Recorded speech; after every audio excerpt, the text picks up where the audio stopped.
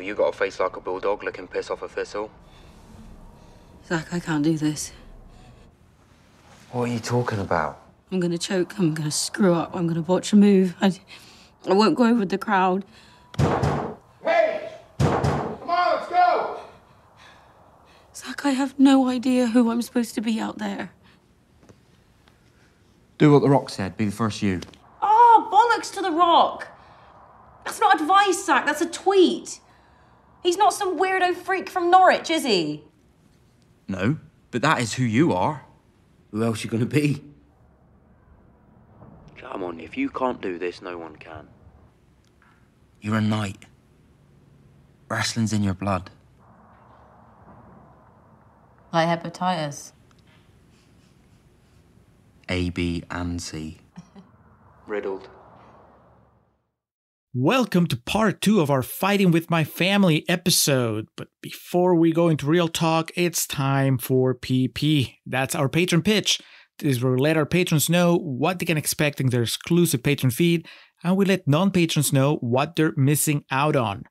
So there's a lot of wrestling talk that might not make it into this episode, just because there's so much of it. So we're going to have to pick carefully what is the most relevant stuff that goes into the episode. Alex, you're going to be editing this one, so good luck to you, my friend. But whatever doesn't make it, patrons, you're going to get to listen to it anyway as part of our cutting room floor segments.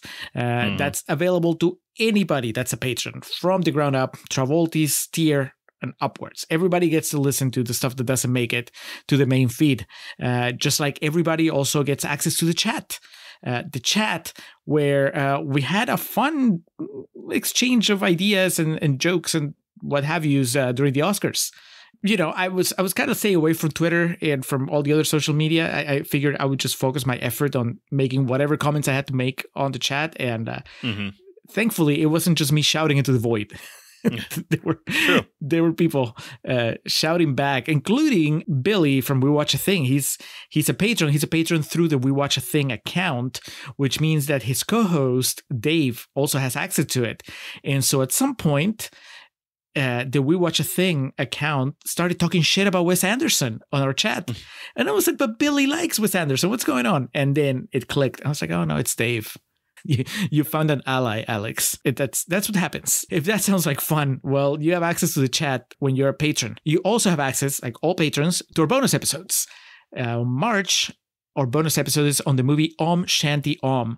And Alex, our friend and patron Ryan, who demanded this movie, seemed a little disappointed that we haven't sounded too enthusiastic about Om Shanti Om whenever we've brought it up here on this patron pitch. And I told him, no, Ryan, if we sound mystified, it's just because this is the kind of pick, as we've said, that we expect from someone like Brandon Curtis, not from someone like Ryan. So our confusion is not a reflection of how we felt watching the movie. I mean, I don't think there's anything confusing about Om Shanti Om, if anything. I mean, it's kind of what we expected, but you know, whether we liked it or not, that's of course something that you'll find out if you listen to the episode. It ticks all the boxes as far as most of the Indian movies that we've covered. It's really long. There's a lot of musical numbers, and the tone shifts are all over the place, and that can be a good thing and that can be a bad thing. We'll talk about it. I'll tell you this, and it's something that we discussed in the episode. It is not a cop movie, and that alone made it a welcome change of pace.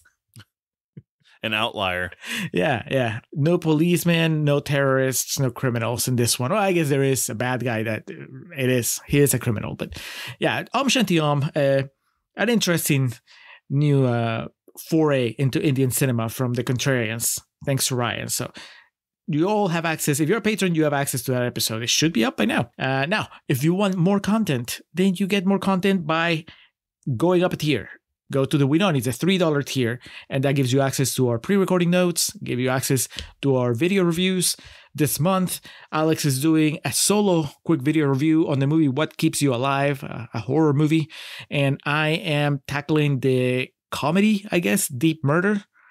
Alex's is fresh, mine is rotten, so it sounds like I got the raw end of the deal here. Both movies assigned to us by patrons too, from the Stewart Order. Hell yeah. And then, of course, that same tier gives you access to Contrarians After Hours.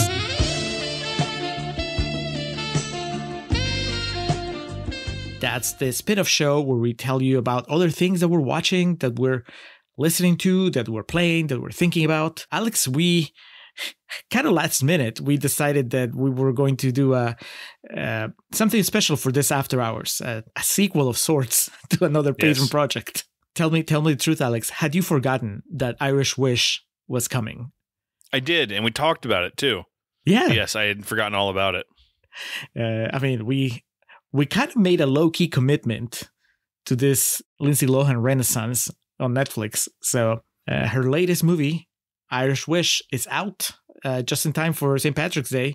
I mean, by the time you guys listen to this, it's that's long in the past. But as we record this, it was on their top 10 most watched, as you would expect, I guess, from a Lindsay Lohan rom-com on Netflix. And we both said that we would watch it, so we did. And that's what we're going to talk about in the After Hours. The second Lindsay Lohan vehicle produced by Netflix, Irish Wish, starring a bunch of people I don't know and Lindsay Lohan. Seems to be the theme with Lindsay. And what was the other movie we did? I already forgot. Falling for Christmas. There we go. Thank you. Same director. God bless. They got their foot on the door, on the Netflix door. So a fun, hopefully, conversation about Irish Wish on the After Hours.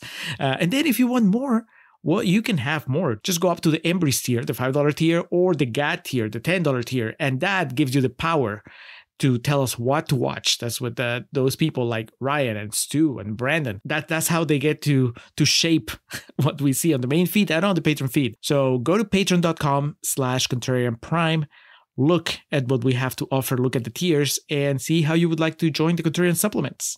$1, $3, $5, and $10 respective tiers that Julio's outlined. Get access to all the wonderful things that he's discussed, as well as access to our back catalog of episodes, be it our Lohan journey, which, hey, no time like the present to catch up on in preparation for, I can't, what's it called? Shamrock Shocker? Irish Wish. To catch up before that, our Roxina mega series, the journey we took with those two guys, and we're going to be circling back on that here before too long. And we have our goals out there for when we cross the threshold of 30, 40, and 50 patrons. We know we have some lofty goals out there. I believe at the time of this recording, we are 2 patrons away from hitting our first goal. So if you are listening and you haven't yet made the plunge, no time like the present, we'll unlock, so to speak, that first round of bonus episodes for patrons only. So to our current patrons, though, love you all dearly. The chat has proven to be a lot of fun, but we're always looking to expand our audience. So as I like to say, we're always taking applications for new patrons. They will be quickly reviewed and approved. So if you've been thinking about it, now's the time. Speaking of goals, Alex, we'll go more in depth about this as in the coming episodes, but the livestream for The Cure has announced its dates, and as you would expect, we're part of it. The event is going to run from May 29th to June 1st. It's 4 days this time. Every day starts at noon, goes until midnight, so 12 hours of content, 4 days in a row. The Contrarians, once again, scheduled for the final day, the day where it all comes to a head. June 1st, that's a Saturday. Nick has us at 5 p.m. Eastern Standard Time. That's 4 p.m. Central. It is, we've been aiming for this slot almost every time because I think that it meets most of the requirements for our international listeners.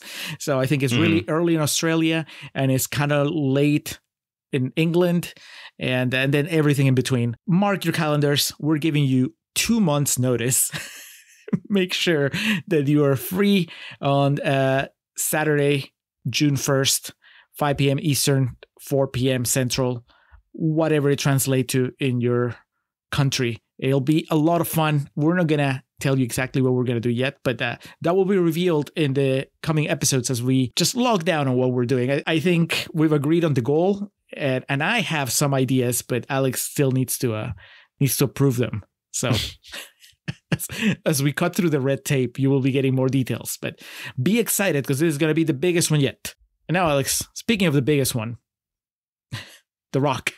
That's what I was thinking of. The great one. The great one. Let's get into this fighting with my family talk.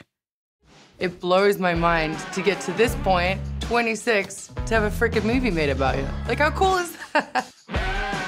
All right, Julio, I mentioned that the climatic scene of this depicting the Paige AJ Lee WWE Divas title match from the night after WrestleMania 30 was recorded, shot, filmed after an episode of Monday Night Raw on February 20th of 2017 from the Staples Center. So that would have been in the lead-in to WrestleMania 33.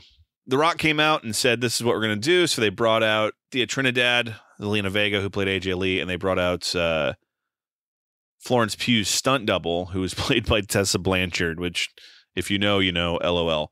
And so I think what happened was the scenes actually with Florence Pugh, you can tell that the ring looks a bit different, like where she's actually doing moves and shit is in a soundstage or green screen or whatnot. But Tessa Blanchard and AJ Lee, played by Zelina Vega, went through the motions on this. But the big thing is this was 2017 and AJ Lee had not been in the WWF for 2 years at that point. And does the name AJ Lee sound familiar to you? Do you know who she's married to? Oh, man. Fuck. Jason Lee? I don't know. No. She's come up before. She's married to one CM Punk, Phillip Brooks. Oh, okay. Well, see, CM Punk takes up all this space in my memories of him. Right. I don't know about the supporting players in his life. So as you can imagine, hitting AJ Lee's music and having AJ Lee come out, and it's not AJ Lee, is going to make the WWE fan base, who famously has a long-term memory, think about CM Punk.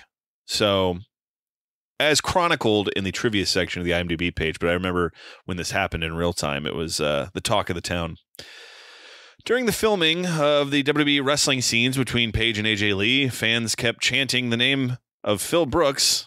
It wasn't Phil Brooks, it was CM Punk, but kept chanting the name of CM Punk, parenthetically AJ's real-life husband, who left the WWE on less than amicable terms in 2014. In response to the chants, The Rock, Dwayne Johnson, came back out to try to calm the crowd down. This is what happened.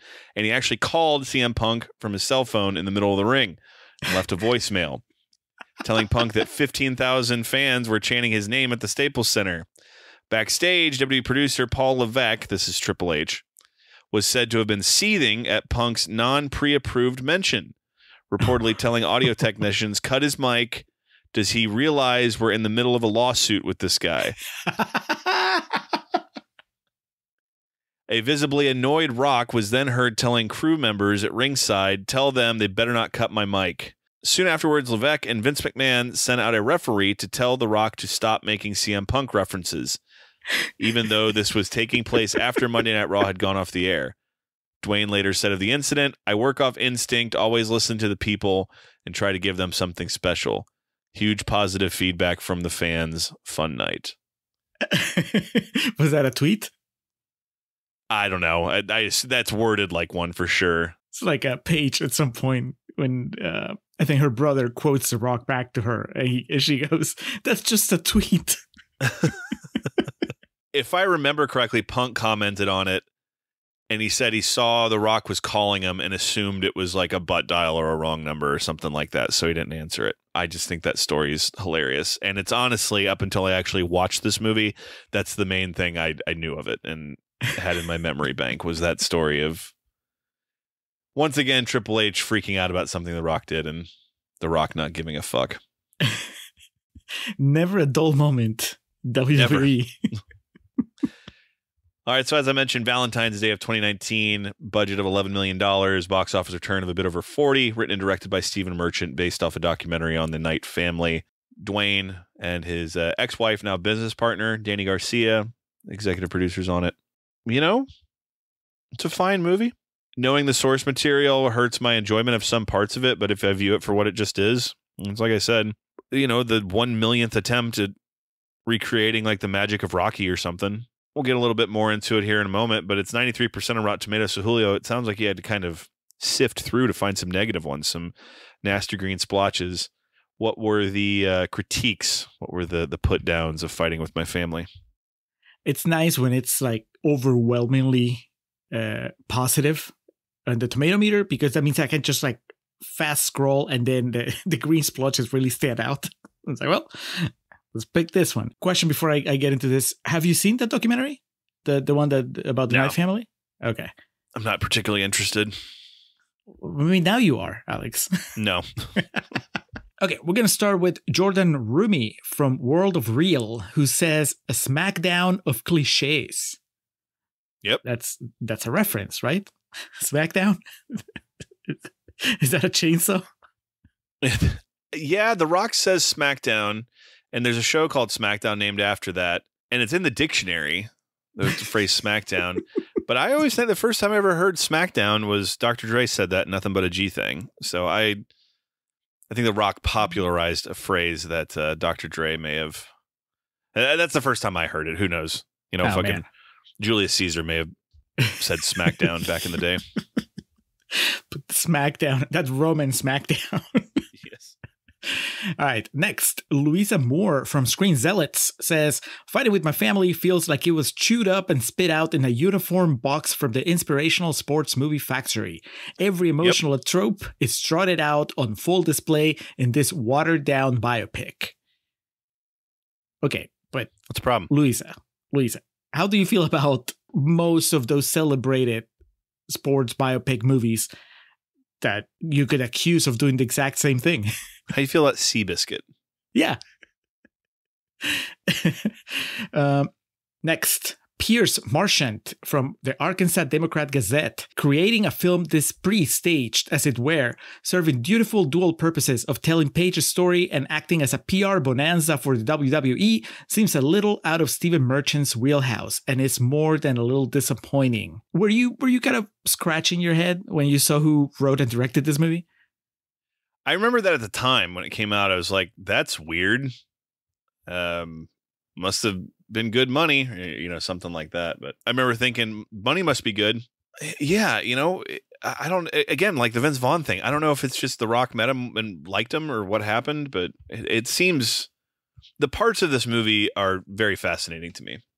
I mean, it could be as simple as he just likes wrestling. Who's to say how Stephen Merchant feels about Monday Night Raw and WrestleMania? And we're going to close with Fred Topple from Monsters and Critics, who says, unfortunately, Paige and her family's success story gets watered down by the Hollywood machine. Alex, I am not familiar with Paige's story. I mean, you've made a couple comments here and there, but even, you know, if I hadn't you as a reference, as a source of information, I would still assume that that whatever happened in real life was not the fairy tale that is depicted in this movie, because I'm an adult and I know how the world works. And I know that there is such a thing as a crowd-pleasing sports biopic. And those movies, if they're aiming to be, you know, if they want to make money, if they want to be a blockbuster, they're going to sand the edges off and streamline the story and bring The Rock to play himself and all that stuff. So it seems like a weird criticism, but also I am not invested in this story, as in, like, I'm not a wrestling fan that would be upset at how they're representing part of the history of my passion, right? If I'm invested in wrestling and somebody gives me some bullshit Candyland version of it on the screen, maybe that would upset me. I mean, I don't know.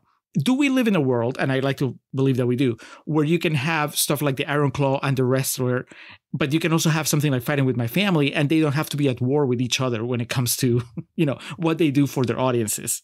So, what sort of people enjoy wrestling? That's a good question. I mean, it's all fake anyway, isn't it? So it's You're the wrestling fan, so I mean, I think that you have a very different. I also perspective like from Ready to mine. Rumble, like, so it's, you know, I was trying to keep it classy, but okay, if you Yeah. must. I would say absolutely yes, because, you know, even I still think the Wrestler does some things exponentially better than the Iron Claw. But yeah, I mean, this movie's fine. It doesn't make wrestling look dumb in the way that, you know, No Holds Barred or Ready to Rumble, and I'm sure there's a handful of other movies I could find and we could discuss here, but these are kind of some of the big ones. And yeah, man, for the effort put into this, I think it's fair to kind of mention it with some of the big boys of the genre, but it's not The Wrestler because it doesn't want to be. No other movie about wrestling is The Wrestler, but that's also because The Wrestler has like one of the single greatest acting performances of, I don't know, last 50 years in it, and not as good as Champagne and Milk, though. Apparently not. Yeah, man, I think it's fine. I think it's Warrior. How many? I loved Warrior, and how fucking cliche ridden is that movie? You and I are both. It's kind of a guilty pleasure for us. Here Comes the Boom, which is just obviously a very, very cliche ridden sports movie. With more realistic fighting than Warrior. Shockingly, it's true. With this, I do have the burden of knowing the story of the Knight family and then also like what happened after this.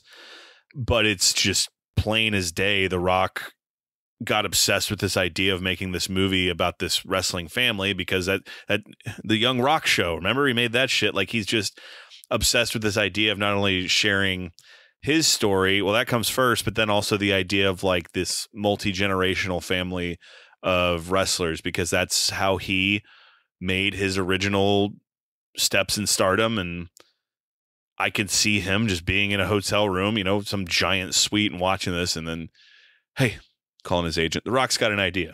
Jot this down. We're going to do a movie about this UK family. And, in the long scheme of it all, it's a pretty innocuous story. And then if you even want to narrow it down more, there's way more interesting stories from British wrestling that deserve a movie. The big fella in their wrestling school, or like that wrestles on their shows, that at the beginning of the movie Nick Frost hits in the head with a garbage can lid. Oh, and then the bowling ball to the nuts? Yes. He's wearing a big singlet of the Union Jack, and it says Union Jack on it. This is a very obvious homage to Shirley Crabtree, who wrestled as Big Daddy in the 70s in the United Kingdom. And he was a fucking sensation. He was a ratings bonanza on television. He was a terrible wrestler. He was just a big fat dude who ran around and bumped into people. But kids loved him, and he was a big star. And like, his story to me is so much more interesting than just this family of vagabonds that, would sell each other out to make a buck. And, even something like Tommy Billington, like the Dynamite Kid, that's his story is more interesting to me than this story. But it's the family aspect of it that I know Dwayne just clung to and was like, yes, I will make this movie happen. But also I think maybe the crowd friendly, like when we're talking about crowd pleasing, this is because that was going to be my follow-up question. I'm like, maybe those negative reviews, especially that last quote, is not about the watering down of wrestling. It's about the watering down of the specific Paige story, because I don't know the story. So is it just that somebody that's a fan of Paige feels like her movie should have been grittier? Where do we get into this discussion at this point? So my whole thing with Paige is like, I kind of feel for her, and then I don't, because she's kind of an idiot. I don't think she really ever had an option or a choice at life. Like her mother was wrestling while she was pregnant with her, and they trotted her out there when she was 13. And it sounds like one of the kids got away, and that's good. But she had the two brothers, and one of them was in prison for a while. She has another brother that I don't know the whole story on this, so I'm just going to say what I do know is that he's in an institution, and that I think she sees him like once a decade, maybe, or something like that.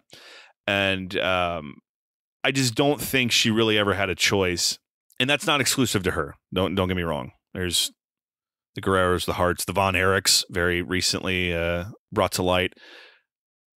Those wrestling families are just destructive, by and large, freakish stage parents.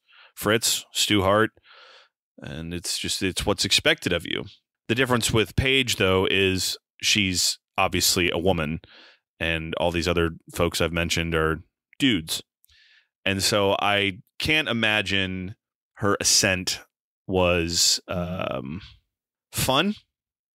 Those youthful years where, you know, she's a teenager who should be out playing with her friends and shit, and her family's instead bringing her around these locker rooms of derelicts and fucking, I keep using the word carnies, but that's what they are. And so I've always kind of felt that the idea of this movie could potentially minimize what it was actually like for her. But, you know, she was at the premiere and she's benefited from it, I think. And she's friends with Florence Pugh now, so she's got that going for her. I just honestly, dream. I don't know what I'd want this movie to be, because I don't want a movie about Paige to begin with. It's the story of their family is one that I find kind of frustrating, and I said for her specifically, because when this movie came out in 2019, she was already forced to retire. She got a series of neck injuries in the WWE, and they never cleared her to wrestle again. And fittingly, oddly, ironically, morbidly enough, her retirement speech was at the Smoothie King Center in New Orleans 4 years after she won the title there from AJ Lee. And I remember sitting there and finding myself a bit more like emotional is an intense word, but a bit more just kind of taken by the moment than I expected. And that's because of what I said. I feel like this, I don't know what she would have done, but I feel like she's a young lady that never really had a choice in life. And as much as I love wrestling, and as much as I give all these people shit because they deserve it for being fake fighters, and as much as I give myself shit because I've spent thousands and thousands of dollars and traveled thousands and thousands of miles to support said fake fighting, so I am just as much to blame as the actual people involved. But I have always viewed her as kind of a sympathetic figure.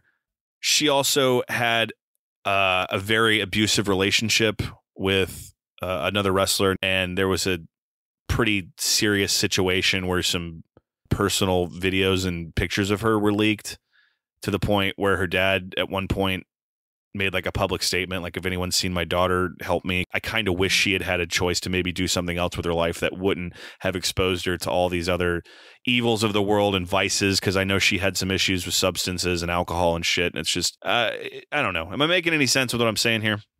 Yeah. But I as you were telling it, I'm like, yeah, you can make a movie out of that. I mean, yeah, it's definitely not this movie. Exactly, not this movie. And I think that if somebody has, I feel like maybe there's a case to be made by somebody that maybe feels about it more strongly than you do, just with that same set of facts. And they say, look, you only get to make one Paige movie, right? One movie about Paige's life. Maybe it should be the gritty wrestler / Iron Claw version, like tone wise. But then you don't get that funding because the WWE logo is not going to be anywhere to be found on there. Exactly. And maybe she doesn't want that movie made.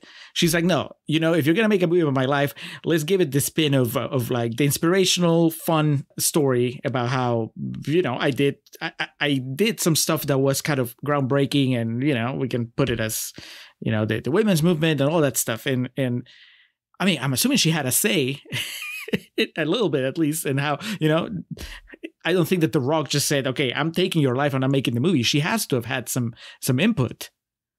Yeah, I would imagine. Yeah, so I guess in that sense, if this is the movie about her life that she wants to make, then more power to her.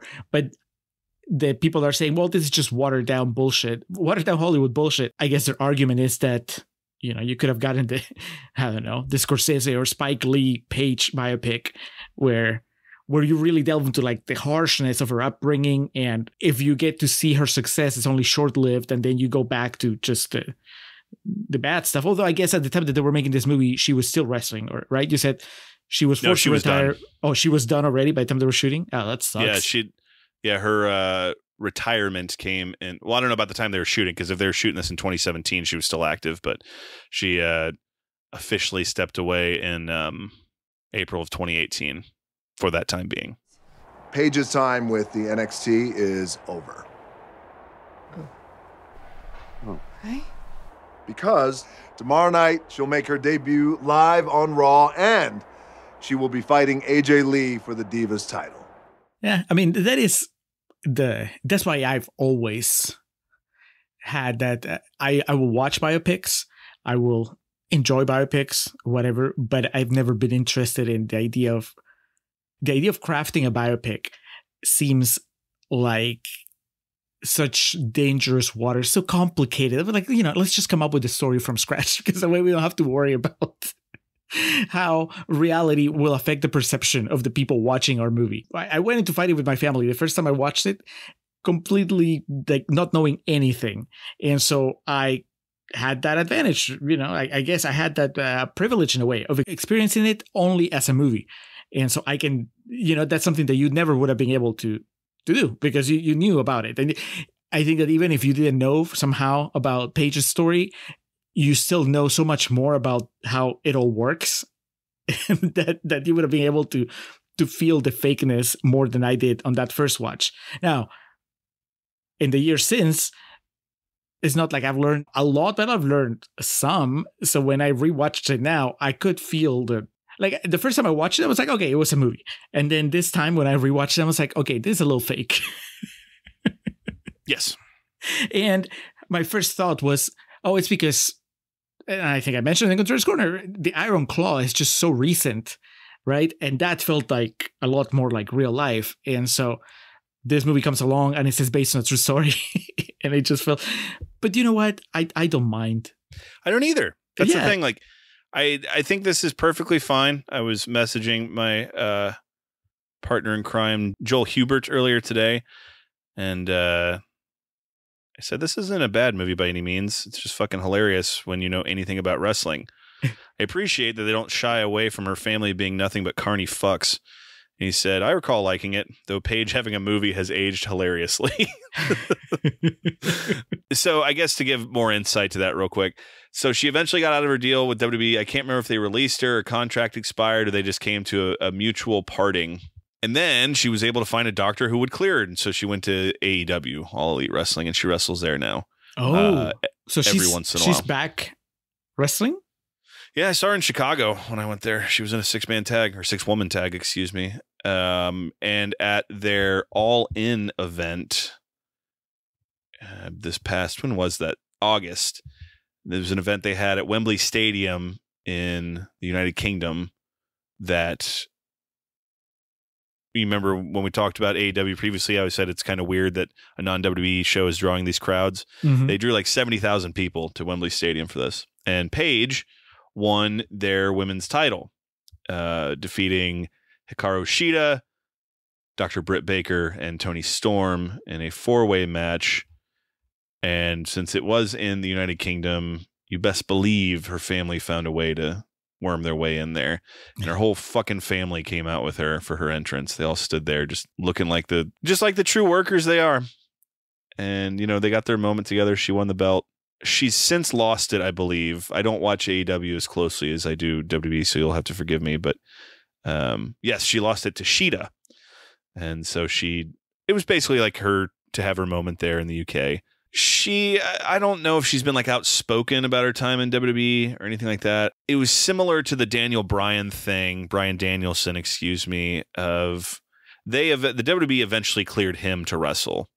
But my understanding is their protocol for that shit is a bit more intensive, or it could just be more political, that they don't want to risk anything. But I just know it got to an impasse where they just weren't going to let her wrestle, and she still wanted to, so she went to AEW. She's doing that now. Unfortunately, like I said, I keep making reference to her being kind of an idiot. She is not very good at social media and arguing with people, and not really understanding what the term bullying means. Arguing with fans. And she's married to this guy who is a musician named Ronnie Radke, who I don't even know. Falling in Reverse is the band that he's in. But he's a guy that has assault allegations against him. He was in prison for there was a situation where he was in a fight where a guy died, and she's extremely defensive of him, and the whole anti-cancel culture, like that type of thing.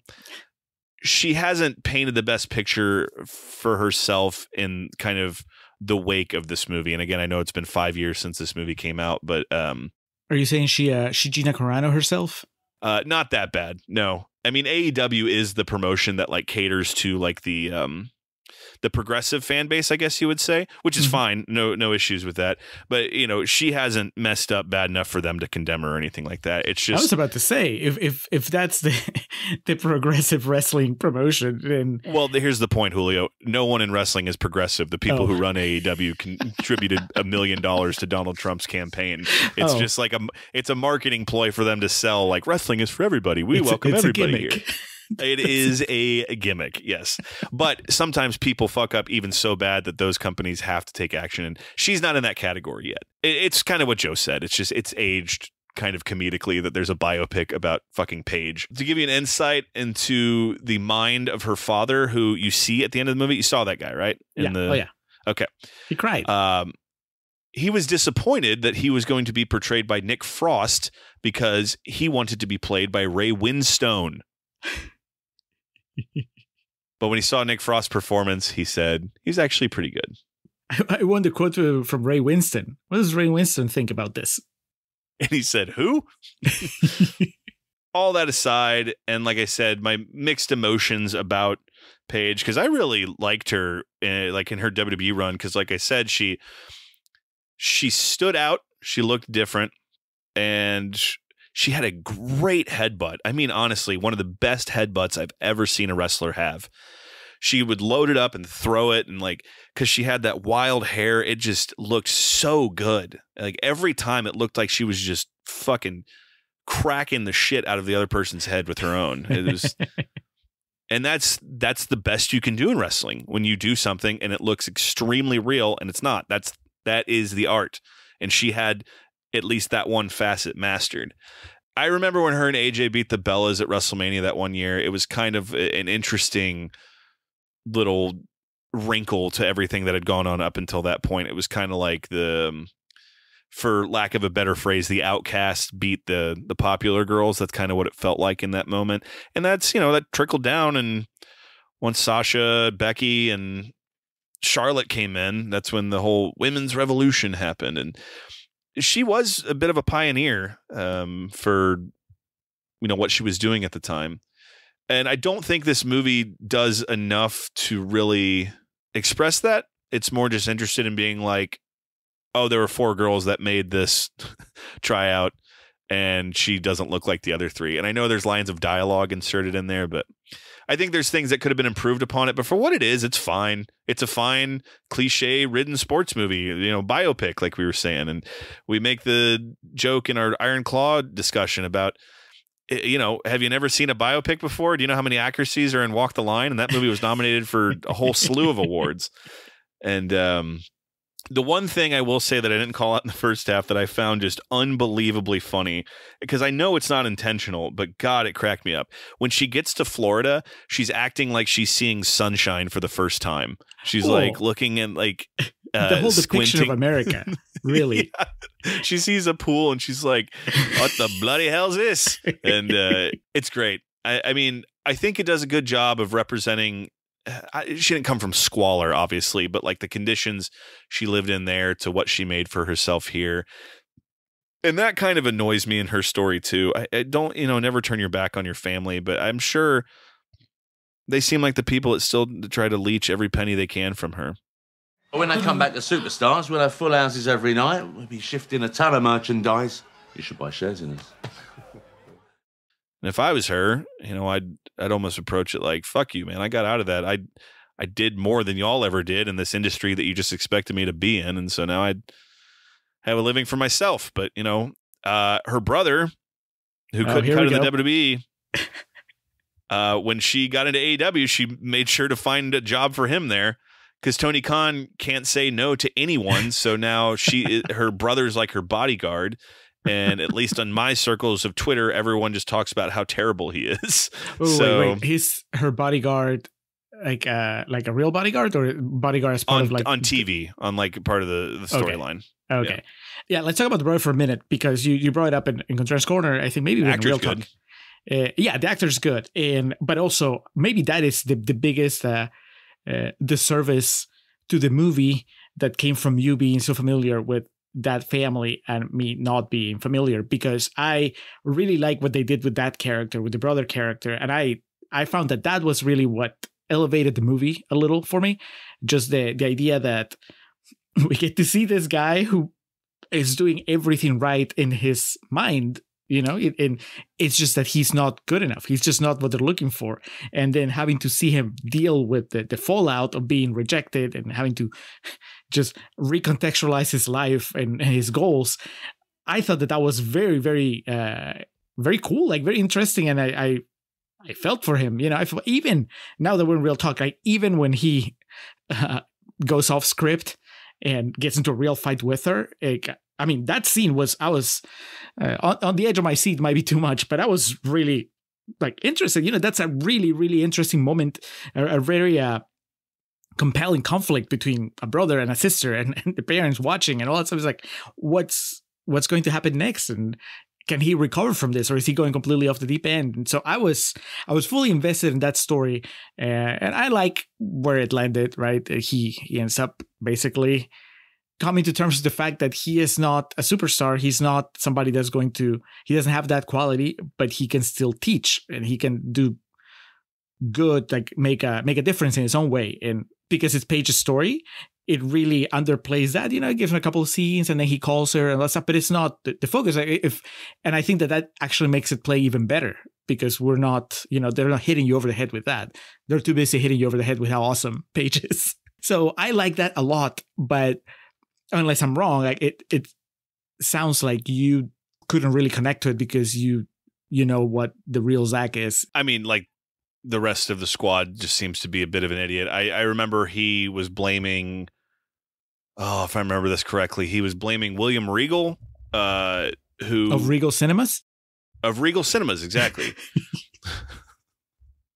William Regal was like a coach and like one of the guys who helped run NXT. There was some situation around the time the movie came out where he was saying he was blocking him from getting signed to the WWE and blamed all these other people. And like, we're way farther along with this now, but it's just, there's what they're looking for there is very, very specific. And sometimes people really can't handle when they get rejected from it. I understand that, I know what it's like to get turned down for a job you really want. So, but I do remember several times of him making excuses for people that like were trying to prevent him from getting there. And trust me, with the people they've signed, you got to be really bad for them to say no to you. Wrestling wise, were these people okay? Like in the movie, yeah. Yeah. Tessa Blanchard was good at what she did. She just is another one she Gina Carano'd herself, like to scale, like, for what she in a moment had in wrestling to where she is now, she Gina Carano'd herself.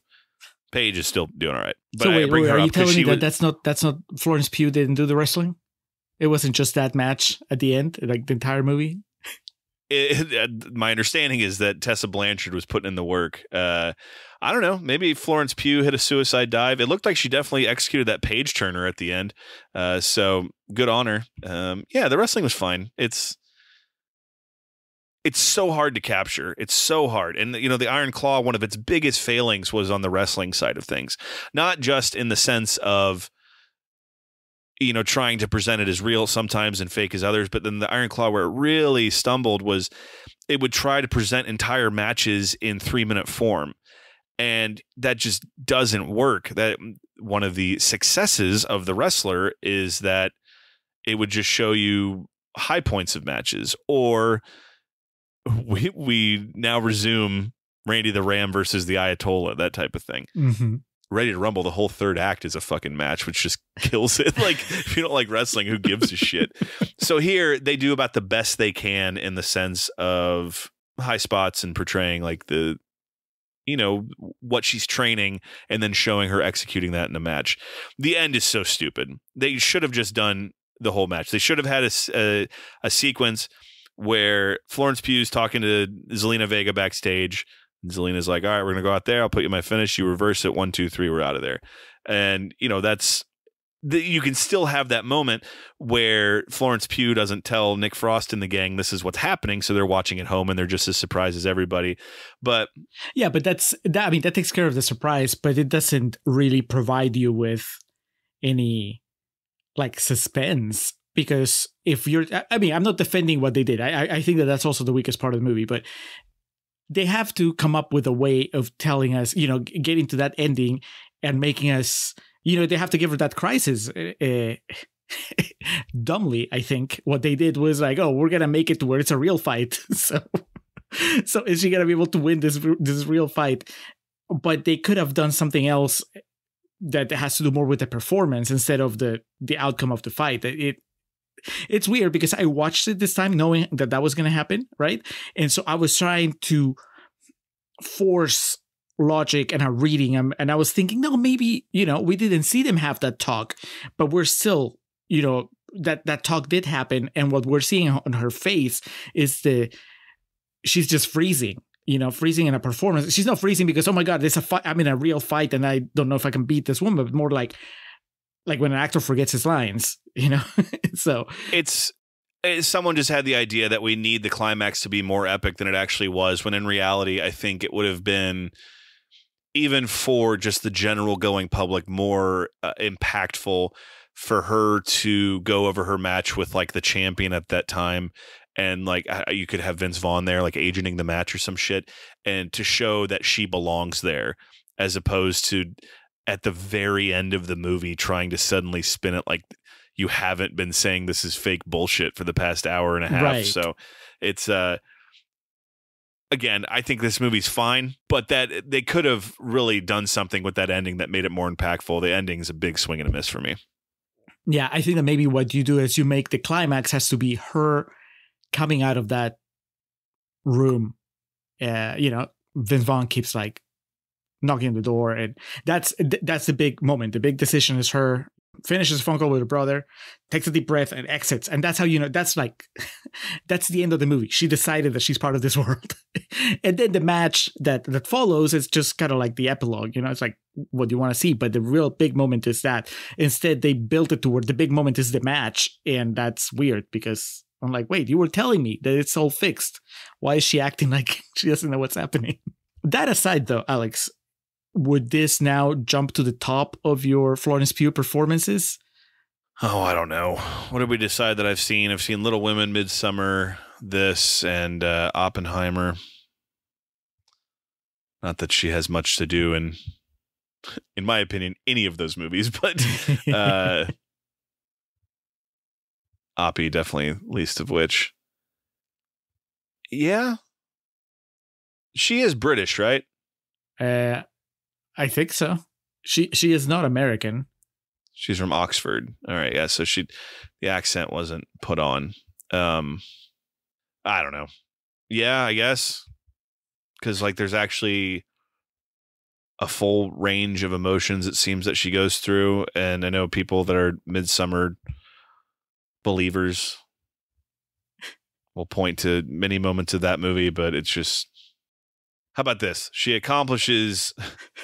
we can call it a tie.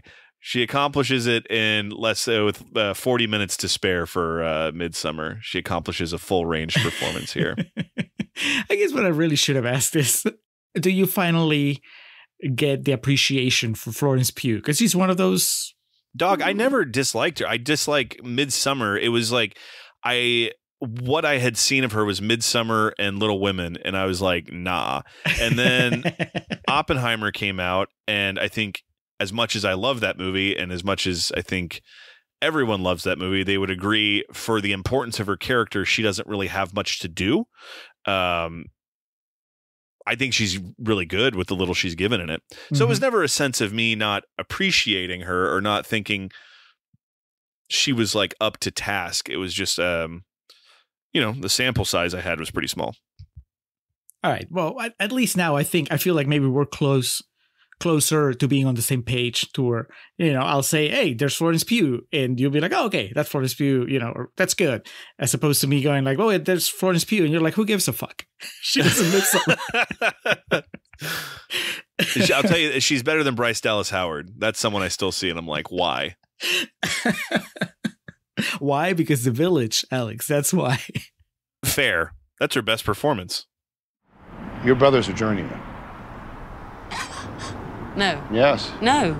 There's stars. And then there's journeymen who take the hits to make the stars look good. And your brother's a journeyman. Vince Vaughn, Alex. It's real talk now. They work. They not work for you. Yes and no. He's too nice of everything I've heard and read about what it's like to be in the WWE developmental system.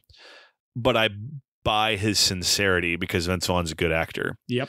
So I think the conundrum I have with his role and performance is that I'm too close to the source material. But he, in his individual performance, A-okay. Did you like the little reveal that when he'd been talking about the match where he fell 30 feet or whatever, that was against The Rock? I guess. There's no match where Dwayne threw someone off of a cage, so I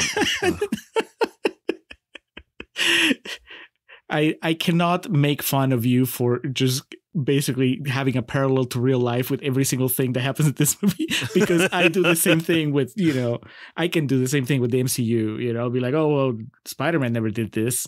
Or that's not what Doctor Strange says when he makes a spell or whatever. So Jason would never kick a dog. Exactly. Still, they call him sex tape, Alex, because he makes people famous. Guarantee Dwayne did that. He was like, hey, I got this idea. I was thinking about it the other night when I was working out at 3 a.m. He seemed pretty proud of it too. That big smile. We've been making fun of The Rock through Contrarians Corner and through Real Talk, but okay, what comes down to it, I mean, how do you feel about this? I'm kind of like on the fence. I think that he is very charming. Man, I mean, if he was not as charming as he is, or as he can be, I think his 2 scenes in this movie would be insufferable. So there's that. At the same time, I'm like, man, this is a little too much. You also haven't seen, like, you have nowhere near the time with him that I have, in the sense of like seeing him do this exact shit for decades on end. That is why, historically chronicled on the Contrarians, Pain and Gain, Southland Tales. That is, like, to me, The Rock as an actor, because it's so far away from everything I've seen of him for the past 25 years, and like everything that he recycles and does when he's on wrestling television or anything that's tangentially related to wrestling, like a question about wrestling. This is the same shit he does every time. And now, because he's, going to run for president one day, he's being a nice guy, like what he does when he's on the phone with Paige's family and whatnot. So it works, though, if you find it charming. Yeah, I mean, I was talking about I guess there's 2 things, right? Like, there's the performance, which I think he can pull off because he's charming. The part that I think gives me pause is that I felt like there were like Shyamalan levels of I need to make myself the center of or no, rather, I am aware of how big I am and how much power I can wield, and I am going to, instead of being humble or coy about it, I am going to make myself take part of this story, because it didn't have to be The Rock that plays this role. I'm not talking about as an actor, but also the character didn't have to be The Rock, right? We kind of joked about it in Contrarians Corner. I mean, it could have been a different wrestler, or am I wrong? I mean, did it have to be The Rock because he's just like the biggest star? I mean, it doesn't make any sense why he's there anyway when they audition, but it's like, if semantics. If you get who, we said Triple H, like 90% of the whole audience. reason like this movie got like a real treatment of a movie is because The Rock like invested in it and wanted it to happen. If this was just another WWE Pictures and they got fucking, Chris Jericho or some bum to be in there, yeah, it wouldn't have mattered anywhere near as much. The Miz is there. Yeah, there you go. Today, would it be John Cena? That would make more sense, but again, You go up to a star that level when you're there for a tryout, they're going to say, get the fuck out of here. But John Cena's a nice guy. Okay. You can probably tell, but I actually like this movie a lot. And I was wondering if this was going to irritate you beyond any level of, where you wouldn't be able to enjoy the movie just because we're like, it is bullshit. You'd be like one of those reviewers that were like, this is Hollywood bullshit. Or if you would kind of maybe not succumb to. If it was a bad movie, I'd have much bigger issues with it. The Iron Claw is a lot better than this, in my opinion, but it's similar to that of like, I called out all the egregious inaccuracies and embellishments in that movie, but it was mostly for me just like, well, I don't care because I'm really enjoying this. And with this, it's similar. Like I said, the fallout with Saraya is added a different wrinkle to it, and watching it in 2024 is my thoughts on the subject matter are a lot different than they would have been if I saw this in 2019. But I'm still able moment to moment to separate that. And when I was watching this, I'm like, this is a fine movie. The ending's kind of dumb the way it's presented, but it's acted well. There's a solid, coherent story there. And yeah, it's fine. It's a perfectly acceptable movie. If you want me to break down all the ways it's wrong and hilarious and its oversights and, its embellishments, to use that word again, I can definitely do that. But for what it is at the surface, it's fine. So what's the Alex Matters grade on it? Like a B-, C+, 3 stars, 3.5, maybe, probably 3 stars on Letterboxd. So I enjoy it. Yeah, I am around that level. I'm gonna land on 3.5. Partly because that means that it's on the same step as Kill Bill 2, and that amuses me. There's your advice. Straight out of the jabroni beating, pie eating, trail blazing, eyebrow raising, entertaining the globe never hotter, talking to 2 rejects from Harry Potter. Thus comes to an end the story of Fighting with My Family. The WrestleMania 40 bonus episode. We're going to have to start digging deeper in the crates to find some famous wrestling movies for 41, 42, etc. I have an idea that I'll throw your way when the time comes next year. but I hope that you're bulking up your arsenal too, so that we can have a discussion. Coming up next, Alex, it's a movie that we were going to record 3 weeks ago or so, and then life happened. So we're gonna try again. Do you know what I'm talking about? No. Toni Collette. Hereditary. Okay. I'm not going to watch it again. That's okay. I'm assuming you have your notes. So, Hereditary, another fresh movie demanded by patron John Amenta. So I know he knows what we do on this show. So if you thought that we nitpicked Fighting with My Family, man, just wait till we get started on Hereditary. But that's coming up next. Well, with that being said, that wraps up our episode on Fighting with My Family. Enjoy WrestleMania. We're recording this weeks in advance. So by the time you listen to this, I will already be wrought with anxiety as to whether or not Cody Rhodes will be finishing the story. I will be praying. I'll be hoping. I'll be decked out in my Cody Rhodes merch. But if you need to do something to kill time before WrestleMania weekend begins, fire up Fighting with My Family. It's on YouTube, free with ads. All right, Julio. So let's get out of here. Bollocks to the Rock. Let's get out of here.